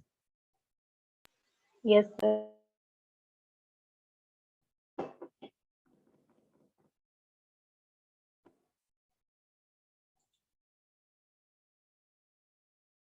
ओके, आप सब लोग को समझ में आ रहा है। तो ड्रेन ऑफ वेल्थ में तुम्हें फिर से बता देता हूं, इंडिया को एडिक्वेट इकोनॉमिक रिटर्न नहीं मिल रहे हैं, इंडिया से जो भी जा रहा है उसके बदले में कुछ नहीं आ रहा है, कॉलोनियल गवर्नमेंट सारे रिसोर्सेज को यूटिलाइज कर रही है, colonial government agriculture, economy, finances, industry, everything is being used for the development of Britain. Bharat के डेवलपमेंट का पैटर्न चेंज कर दिया गया है।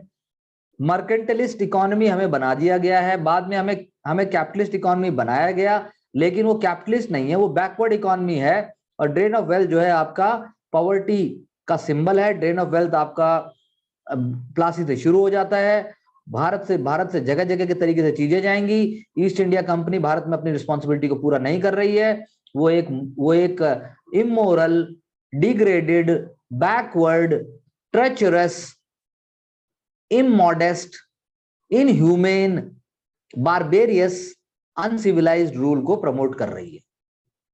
सदियों से जो भारत में एक सिस्टम था उसको कोलैप्स कर दिया। इन्हीं सब चीजों के कारण दादा भाई नौरोजी ने ये थ्योरी दी जिसको कहा गया ड्रेन ऑफ वेल्थ की थ्योरी। उन्होंने कहा भारत से जो है जो भी उगाया जाता है, भारत में जो भी है वो जो है उसका 1/4 रेवेन्यू जो है, 1/4 क्या मतलब, उन्होंने तो किया था, लोगों ने मतलब काउंट भी किया है, 1/4 जो है वो, और किसके रिसोर्सेज को ऐड कर रहा है? इंग्लिश रिसोर्सेज को ऐड कर रहा है वो। ऐसा किसने कहा? दादा भाई नौरोजी ने कहा ऐसा। अगर वो यहां ऐड होता तो लोगों की इनकम बढ़ती, people's income would have increased, people's income would have increased. Okay, तो ये क्या हो गया? ये एक इविल हो गया। ये क्या हो गया जी? Evil. This is a kind of evil force हो गई। ओके, ये एक इविल फोर्स हो गई। तो यानी problem operation of economic laws problem क्या है, जो इकोनॉमिक लॉज है ना, वो उनमें प्रॉब्लम नहीं है। इकोनॉमिक लॉ तो ऐसे ही ऑपरेट होते हैं, बट पॉलिसी का है। It is the policy, it is not the economic law, it is the subversion of the economic laws, it is the distortion of the economic laws which is creating problem. So that is how, उन्हीं की चरण पादुकाओं पे चलते हुए RC Dutt ने भी यही लिखा। आरसी दत्त ने क्या लिखा? Economic history of India. उन्होंने भी यही बात कही, आरसी दत्त ने भी यही बात कही इकोनॉमिक हिस्ट्री ऑफ इंडिया में। उन्होंने भी यही कहा, भाई ये बात सच है। एमजी रानडे ने कौन सी किताब लिखी? Essays on Indian economics. Ranade साहब ने किताब लिखी एसे ऑन इंडियन इकोनॉमिक्स। ठीक है जी, ये रानडे साहब ने लिखी एसे ऑन इंडियन इकोनॉमिक्स। उन्होंने भी ड्रेन ऑफ वेल्थ की बात की। हमने आपको जीवी जोशी, जी सुब्रमण्यम अय्यर, गोपाल कृष्ण गोखले, पीसी रे, इन सब के बारे में बताया। उन्होंने यही कहा, यानी कि वो सब लूटने में लगे हुए थे। इसीलिए कॉन्सेप्ट किसका आया? होम चार्जेस का। क्या कॉन्सेप्ट आया ड्रेन ऑफ वेल्थ में? Home charges. होम चार्जेस है। होम कहाँ है भाई? कहाँ है होम? अरे होम कहाँ है? इंग्लैंड में से। इंग्लैंड में। और चार्जेस कहाँ लगाए जा रहे हैं? इंडिया। इंडिया। बिल्कुल, होम इंग्लैंड में है और चार्जेस इंडिया में लग गए। सबसे पहली बात ये समझिए, यानी कि पेंशन दी जाएगी, उनके लोगों को देंगे हम, ट्रेनिंग होगी उनके लोगों को देंगे हम, एडमिनिस्ट्रेशन उनके हिसाब से चलेगा, देंगे हम, इंडियन ऑफिस वो बनाएंगे लंदन में, देंगे हम, इरिगेशन, रोड ट्रांसपोर्ट, जो भी इंफ्रास्ट्रक्चर फैसिलिटी है वो उनके हिसाब से बनेगा, देंगे हम, रेमिटेंसेस जो जाएंगे वो देंगे हम, इंडियन गुड्स जो परचेज करके बाहर जाएंगे उसके पैसे भी हमारे ही थे, और जो पैसा लगा उसके अंदर वो भी है। यानी कि ऐसा तो नहीं है, दादा भाई नौरोजी ने जो बोला वो सच बोला। लेकिन पहले जरा हम अमाउंट की बात कर लेते हैं कि अमाउंट कहाँ, अमाउंट जो कैलकुलेट की गई थी। तो आरसी दत्त ने क्या बोला? आरसी दत्त ने बोला हाफ। जब कोई आपसे पूछता है कि अलग अलग लोगों ने क्या बोला, तो दत्त साहब ने बोला आधा पैसा भाई, हाफ, जितना भी टोटल है उसका हाफ जो है वो ड्रेन ऑफ वेल्थ में चला गया, ऐसा दत्त साहब का कहना है। टोटल रेवेन्यू का हाफ जो है वो इंडिया से बाहर जाता था। आरसी दत्त ने क्या बोला? ये कितना है? ये है 20 मिलियन पाउंड्स। उन्होंने एक हिसाब लगाया 20 मिलियन पाउंड का, जो मैंने पहले एक आइडिया दिया था वो हो गया जी। रानाडे ने बोला 1/3। रानाडे साहब ने क्या बोला? 1/3 चला जाता है जी, 1/3, जितना भी मान लो 1/3 जो है वो आपका इंग्लैंड जा रहा है जी। विलियम डिग्बी, एक सज्जन विलियम डिग्बी थे, विलियम डिग्बी, किसी को कुछ बोलना है? हाँ, अरे विलियम डिग्बी, तो विलियम डिग्बी ने क्या बोला? विलियम डिग्बी ने भी कैलकुलेट किया कि भाई इंडिया से कितना पैसा बाहर जा रहा है। उन्होंने बोला 30 मिलियन, 30 मिलियन पाउंड। डिग्बी साहब ने कितना बोला? 30 मिलियन पाउंड बोला। ऐसे ही दादा भाई नौरोजी ने बोला 1/4। नौरोजी साहब ने बोला 1/4, यानी 12 million pounds.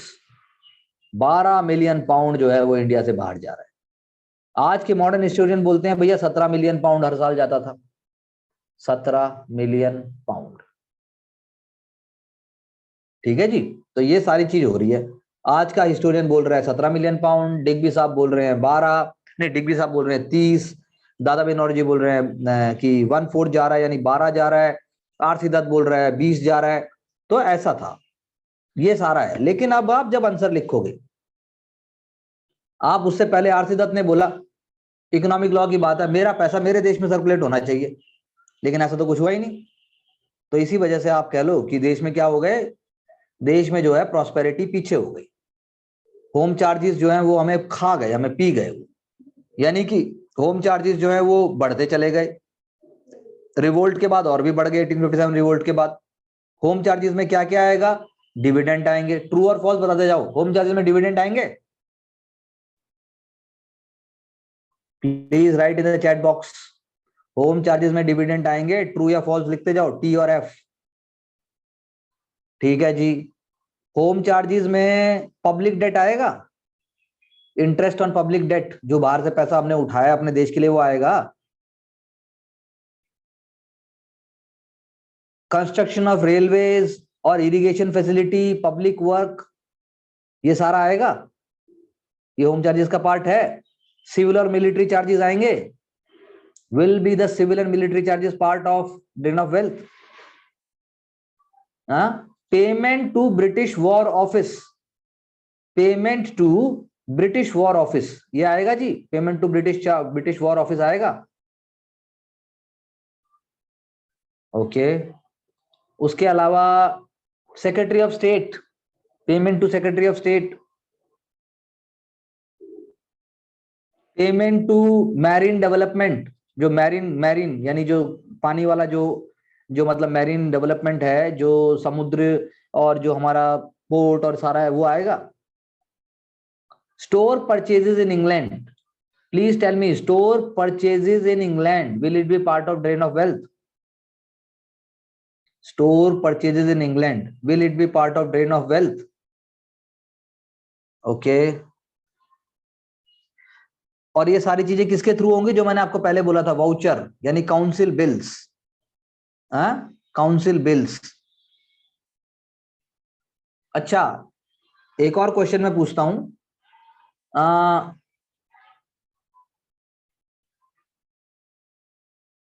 British pound was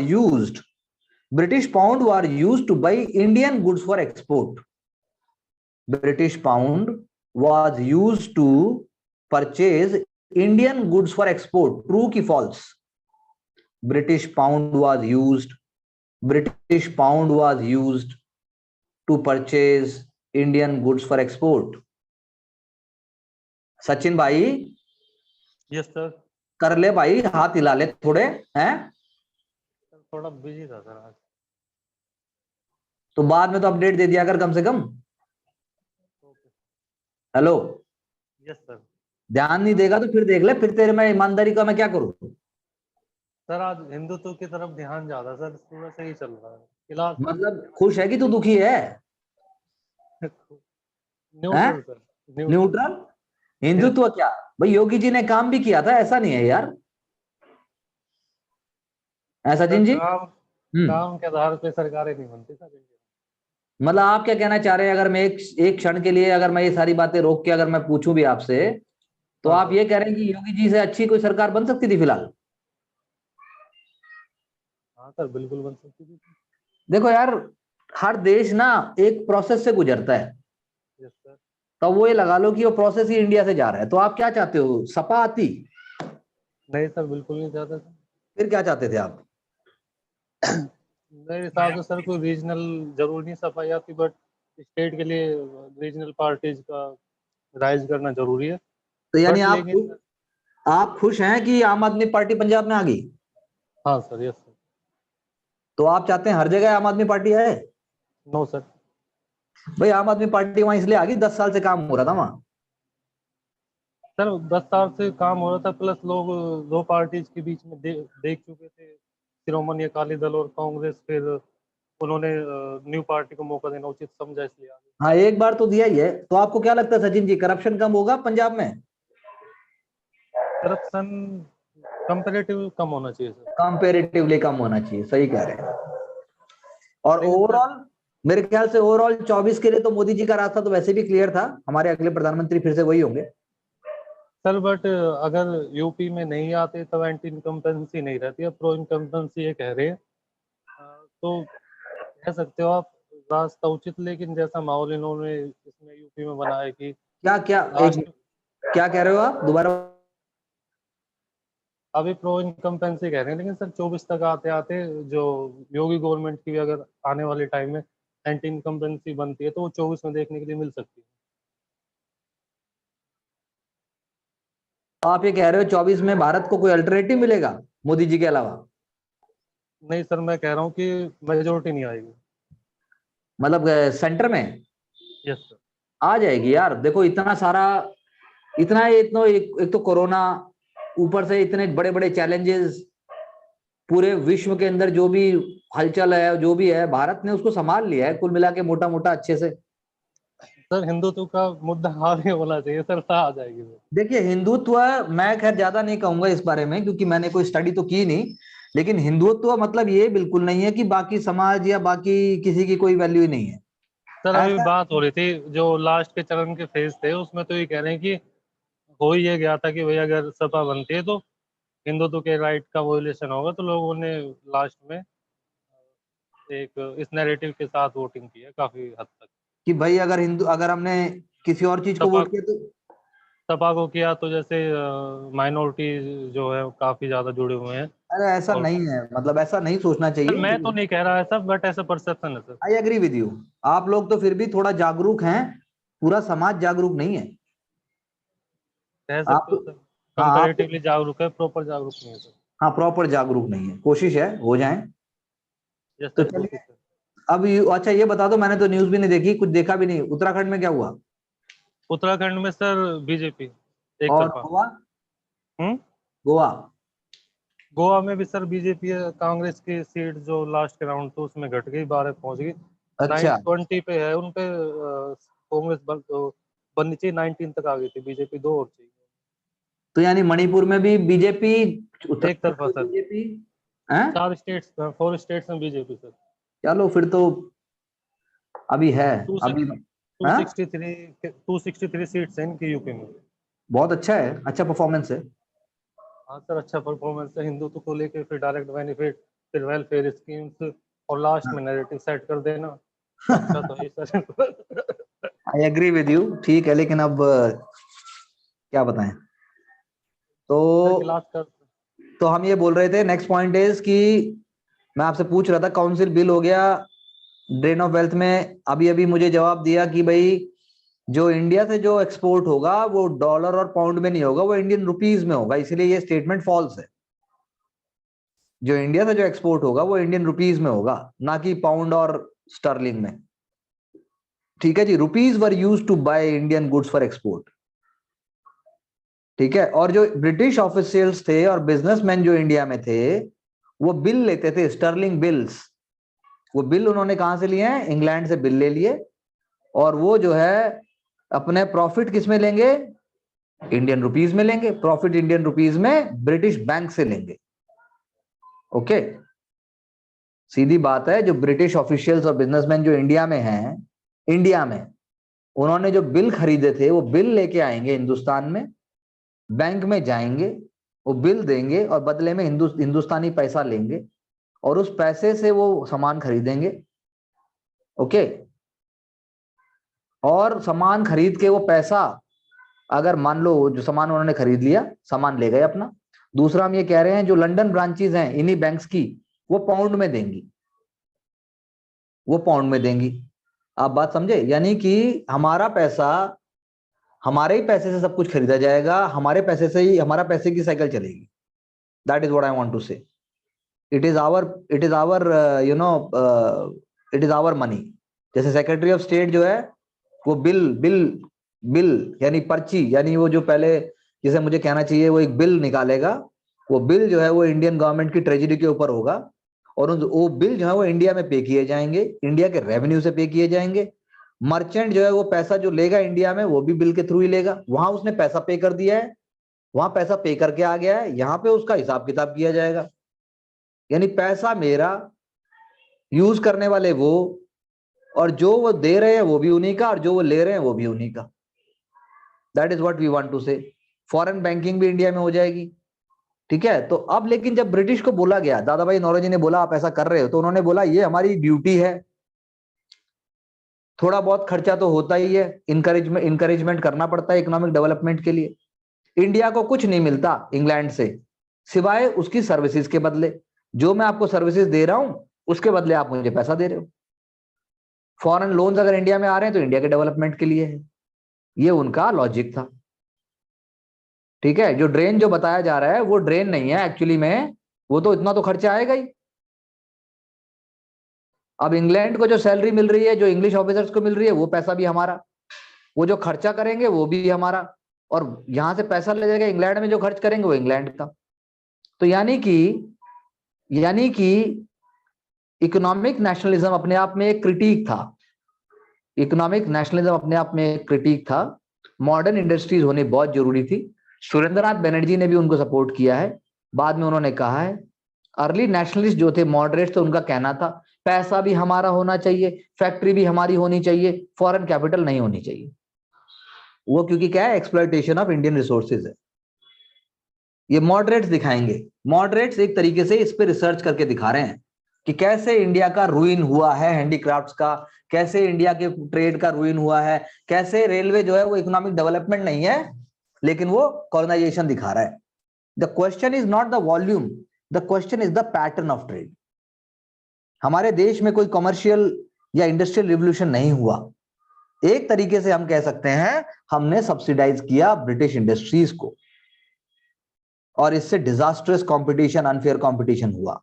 tariff policy, British की टैरिफ पॉलिसी से हम परेशान हुए, हमारा नुकसान हुआ। ब्रिटिश की टैरिफ पॉलिसी से भी हमारा नुकसान हुआ।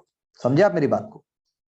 टैरिफ पॉलिसी जो ब्रिटिश की थी उससे भी हमारा क्या हुआ, नुकसान हुआ। टैरिफ, जो टैरिफ पॉलिसी है उससे भी हमारा नुकसान हुआ। आप समझे? जो भी पैटर्न है फाइनेंस का वो है problem. That is the colonial pattern of finance. जो फाइनेंस का पैटर्न है वो है कॉलोनियल पैटर्न ऑफ फाइनेंस।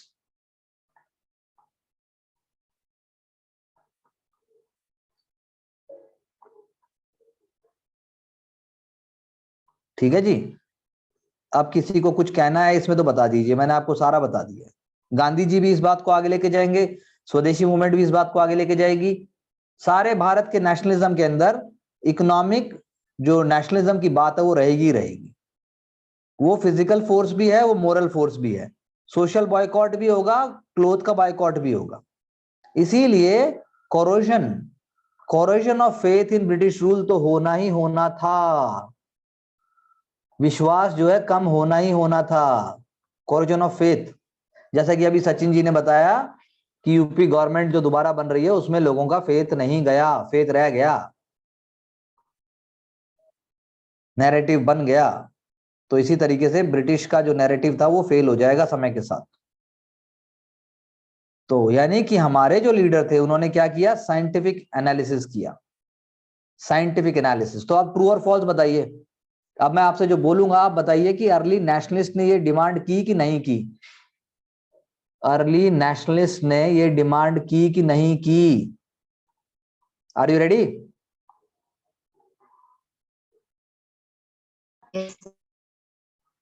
हाँ भाई,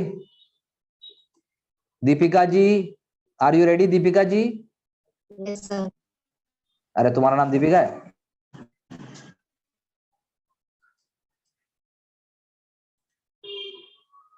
ये दीपिका ना बोलती, क्या बात है? चलिए, तो अब क्या वो अर्ली नेशनलिस्ट क्या मांगेंगे, ट्रू और फॉल्स बता दो मुझे। चलो, पहली बात, early nationalist will demand reduction of expenditure and taxes. They will demand reduction of expenditure and taxes. ठीक है भाई, मान ली। They will demand reallocation of military charges, reallocation of military charges. They will not demand protectionist policy for Indian industries. They will not demand protectionist policies for Indian industries. Huh? They will not demand. बोलो true की false? अरे they will demand यार. Why you are all saying they will not demand? Indian industries का तो protection होना चाहिए ना। दे will demand कि भाई प्रोटेक्शन दो हमारी इंडस्ट्री को, तो नहीं देंगे। They will nationalist will demand reduction of land revenue. They will demand reduction of land revenue. Is it or not? True.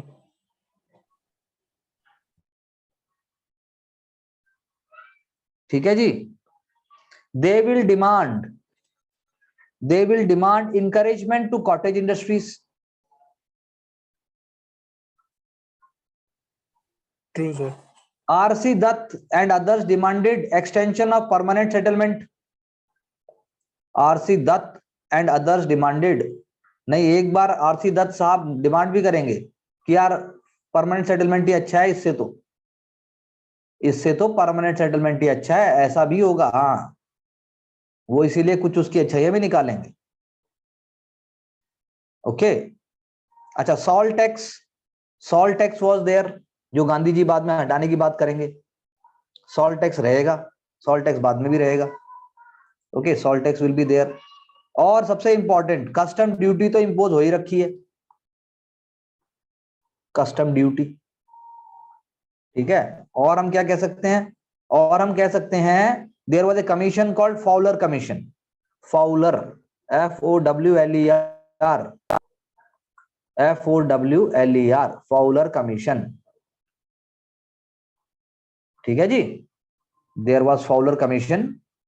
तो फाउलर कमीशन जो है वो आर्टिफिशियली एक्सचेंज रेट को रखेगा, वो आर्टिफिशियल रखेगा। Fowler commission will be keeping exchange rate artificially high.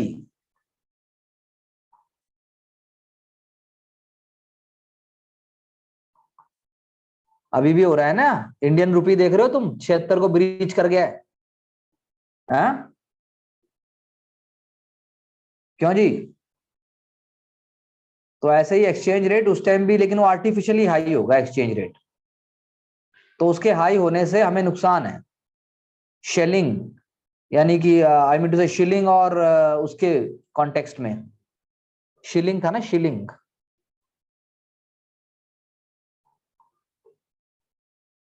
Shilling, और आप कह सकते हो पेंस, जैसे पाउंड, डॉलर, शिलिंग और पेंस के कॉन्टेक्स्ट में आर्टिफिशियली एक्सचेंज रेट को हाई रखा गया था। तो ये सारा हम कह सकते हैं ड्रेन ऑफ वेल्थ और इकोनॉमिक उसके में। लेकिन ये जो हमने बातें बोली, क्या इससे ब्रिटिश को कोई फर्क पड़ेगा? क्या ब्रिटिश कंप्लीटली इन चीजों को फॉलो करेंगे? Can we say so? Can we say that the British will be ready to follow all this? No sir. नहीं। तो इसीलिए हमें बदले में क्या मिला? हम कहते हैं हमें बदले में कुछ नहीं मिला, लेकिन हमें मिला, हमें बदले में मिले फैमीन मिले हमें बदले में। इसीलिए फैमीन कमीशन भी बनाएगी ब्रिटिश बाद में परेशान होकर, ताकि चीजों को दबाया जा सके, ताकि चीजों को, हरकतों को कंट्रोल किया जा सके। You know, it will go for famine, मतलब फैमीन कमीशन कहेगी वो कि फैमीन होगा, फैमीन कमीशन की बात करेगी। और साथ साथ में वो इस तरीके की चीजें करना चाहेगी जिससे जो है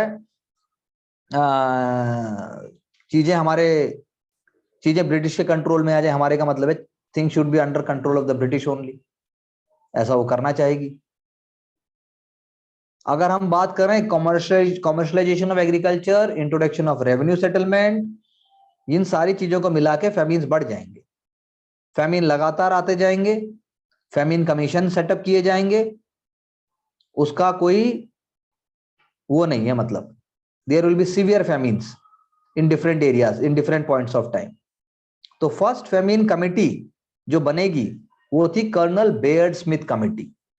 फर्स्ट फैमीन कमिटी क्या थी? Colonel Baird Smith committee. ये कमिटी बनी थी जिसने रिपोर्ट भी नहीं दे पाई अपनी। वो फर्स्ट फैमीन कमिटी थी colonel Baird Smith committee. Colonel Baird Smith committee 1860s में आई थी ये। उसके बाद एक बहुत खतरनाक फैमीन आया, 1860s में ही आया ये, उसको उड़ीसा का फैमीन कहते हैं। Orissa, calamity, sea of calamity, लाखों लोग मारे गए, हाहाकार मच गया।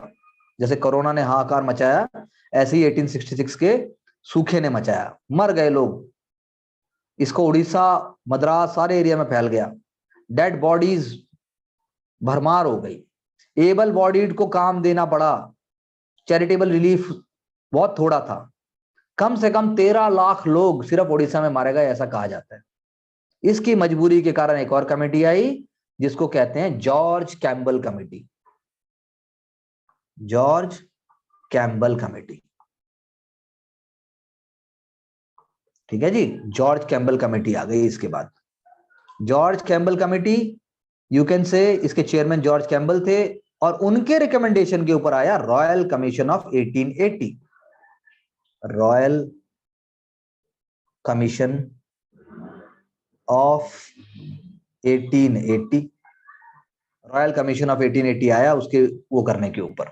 और इस रॉयल कमीशन ऑफ 1880 के बाद आप कह सकते हो कि चीजें जो हैं, इन्होंने एक पॉलिसी बनाई कि पहले क्या था, public was responsible for relief, public अपनी सेवा खुद करे, पब्लिक अपना रिलीफ खुद करे, ये पॉलिसी हटा दी गई। अब state will take the responsibility. उससे पहले तो पब्लिक रिस्पॉन्सिबिलिटी लेती थी। उससे पहले ये था कि भाई जो सूखा पड़ा है वो तुम्हारी वजह से पड़ा है, हम क्या करें इसमें। गवर्नमेंट ने जो है अब कुछ पैसा लेना शुरू किया, district officer was made responsible, और इसी चक्कर में फिर जो है चीजें आगे बढ़ती चली गई। फेमिन आते गए, लिट्टन के टाइम पे ही फेमिन आए, आरसी दत्त ने भी उनके बारे में भी लिखा है। इसीलिए 1880 में एक कमीशन बना, stretchy commission, stretchy commission of 1880।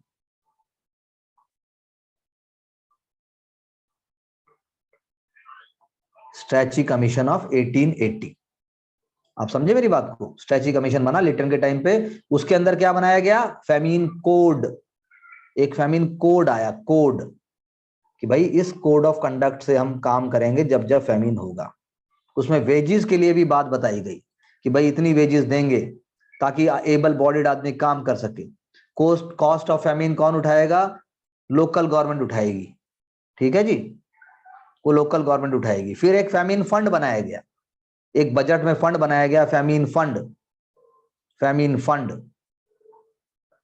ये सब कब हो रहा है, जब कांग्रेस बनने जा रही है, जब हमने हल्ला मचाया, जब हमने कहा भाई हम बर्बाद हो गए, हम खत्म हो गए। फेमिन कोड बनाया गया। फिर उस फेमिन कोड के 4 पार्ट बनाए गए कि प्रिकॉशन लेंगे, इंस्ट्रक्शन देंगे, टाइम से मैपिंग करेंगे, एरिया को देखेंगे, जो जनरल बातें होती हैं जो आज आपके डिजास्टर मैनेजमेंट का पार्ट है। फिर से फेमिन आएगा 1890s में। उसके बाद 1898 में दोबारा एक और कमीशन बनेगा, उसको कहते हैं, उसको हम कहते हैं I am John Lyell commission, John James Lyell commission, James Lyell commission 1898। उसके थोड़े टाइम बाद लिटल के टाइम पे एक और कमीशन, और लिटन कर्जन के टाइम पे एक और कमीशन आएगा, Anthony McDonald commission, Anthony McDonald commission आएगा। एंथोनी मैकडोनल्ड कमीशन आएगा, एक फेमिन कमिश्नर होगा, एग्रीकल्चर बैंक खोले जाएंगे, इरिगेशन फैसिलिटी होगी, ट्रांसपोर्टेशन फैसिलिटी होगी, चीजों को थोड़ा सा और रूटीनाइज और सिस्टमेटाइज करेंगे। इरिगेशन के लिए क्या होगा, एक कॉलिन स्कॉट कमीशन भी बनेगा, कॉलिन स्कॉट इरिगेशन के लिए। एक जो है आपका इंस्पेक्टर जनरल ऑफ एग्रीकल्चर भी कर्जन बनाएगा, आईजी ऑफ एग्रीकल्चर, मॉन्सरिफ, मॉन्सरिफ MONCRIEFF, अगर मैं सही लिख रहा हूं तो मॉन्सरिफ था, मॉन्सरिफ, ठीक है जी। ये सारी चीजें होंगी। और फिर 1942-43 में फिर से एक कमीशन बनेगा, उसको हम कहते हैं जॉन वुडहेड कमीशन, जॉन वुडहेड। तो मैं मालूम है ना 42 में बंगाल में आया था, जॉन वुडहेड।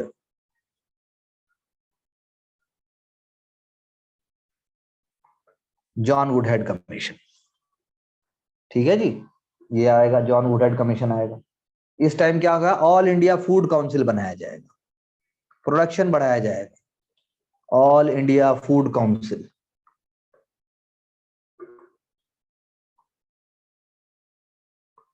प्रोडक्शन बढ़ाया जाएगा।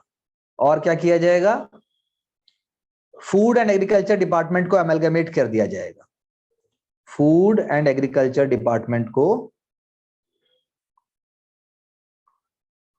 अमेलगमेट यानी उनको मिला दिया जाएगा। तो ये सब हम कह सकते हैं जी हो रहा था, ठीक है जी, as far as commercialisation is concern. Okay, बताइए, कोई डाउट है तो, कोई सवाल है तो, कुछ है। मैं बोर्ड को भी शेयर कर दूंगा।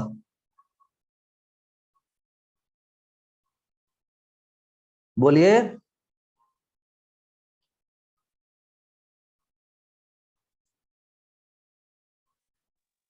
जी बोलिए, कोई सवाल? रोहित जी यस सर। कोई सवाल? No sir. तो मंडे तक 2 आंसर सबमिट कर देना मैडम के पास। Yes sir. कौन कौन से करेगा? सर आपने तो कहा था अभी इसका 8th की एनसीईआरटी के लास्ट के चैप्टर। वो तो करेगा ही, तू खुद आंसर भी तो लिखेगा कभी। Yes sir. पहली बार कब एट्थ की भेजूंगा सर। पहली बार तेरे को कब अपीयर होना है? 2025? No sir. 26? नो सर, उससे पहले। उससे पहले मतलब 24? और पहले सर 23। 23 तो अगले साल आ रहा है। Yes sir. तुम में से कौन है 23 के लिए तैयार? हाँ मैं हूं। अच्छा चलो भाई, बहुत बढ़िया सर कर लेंगे हम खुद को तैयार। है। कर लेंगे खुद को। करना ही पड़ेगा, ऐसे तो होगा नहीं तैयार। कोई डाउट किसी को? हाँ बोल राजीव। आप बता दो सर क्या करें। मैं बता दूं क्या करें? मैं बता तो दूंगा, कर नहीं पाओगे। कर लेंगे सर, डायरेक्शन दे दो। हाँ डायरेक्शन दे दो सर। डायरेक्शन तो मैं डे 1 से दे रहा हूं, तुमने कौन सा सुन ली? डे 1 से मैं नहीं था ना सर। नहीं, जब से मैंने तुम्हें बताना शुरू किया मैंने बहुत सारी डायरेक्शन दी है, मुझे तो कोई रिस्पॉन्स नहीं मिला कहीं से। तो सर डे 1 से मैंने क्लास ली है। हाँ क्या कह रहे हैं? डे 1 से क्लास ली है सर मैंने। अरे जब से लिए तब से ही सुन लो, चलो तब से ही फॉलो कर लो मेरे भाई पहले। अब से सर मेरे को एक ही डायरेक्शन मिली है, वो एनसीईआरटी की। और क्या किया तूने उसके अलावा बता? उसके अलावा सर नोट्स वगैरह है, उसको कैरी कर। जो आज तक हमने बोला है क्लास में या जो हमने लिखा है, जो समझा, उसको उसके नोट्स आपके तैयार हो गए? जो अभी तक मैंने क्लास ली है सर उसके तो हैं। उसके नोट्स आपने अच्छे से तैयार कर दिए? अच्छे से? अच्छे से तो नहीं कह सकता सर। हैं? अच्छे से तो नहीं कह सकता सर, उसमें मैं हाँ कोई कमी नहीं। तो उसको अच्छे से करो, उसको उसको पहले अच्छे से रेडी कर दे, साथ साथ में रेडी होने चाहिए। Okay sir. उसको साथ में रेडी कर दीजिए अच्छे से, फिर नेक्स्ट स्टेप बताता हूँ। स्मार्ट बच्चे बहुत अलग तरीके से काम करते हैं, क्या बताऊं मैं अब?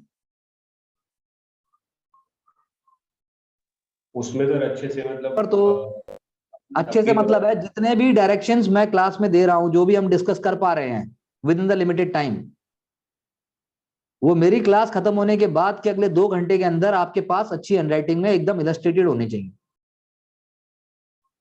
ताकि उसको आप 10 मिनट में पूरे को रिवाइज कर सकें। ऐसा हो रहा है आपके साथ राजीव जी?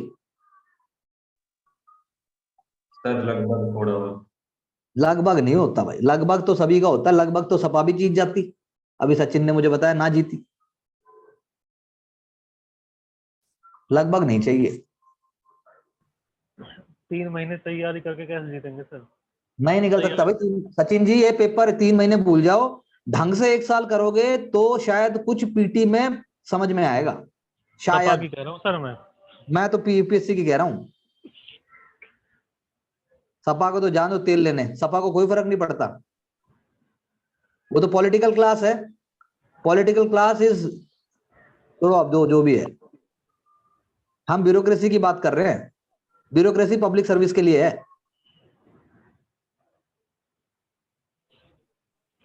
सर एक बार आप पूरा बता दो ना एक बार। क्या बता दूं पूरा? डायरेक्शन। डायरेक्शन तू मतलब, अब तू तो वैसे, तुम लोग, तुम्हारी हालत अभी वैसे है जैसे तुम सब मोगेम्बो हो और मैं मिस्टर इंडिया हूं। गायब होना चाहिए साला मिस्टर इंडिया को, और गायब कौन है? हैं?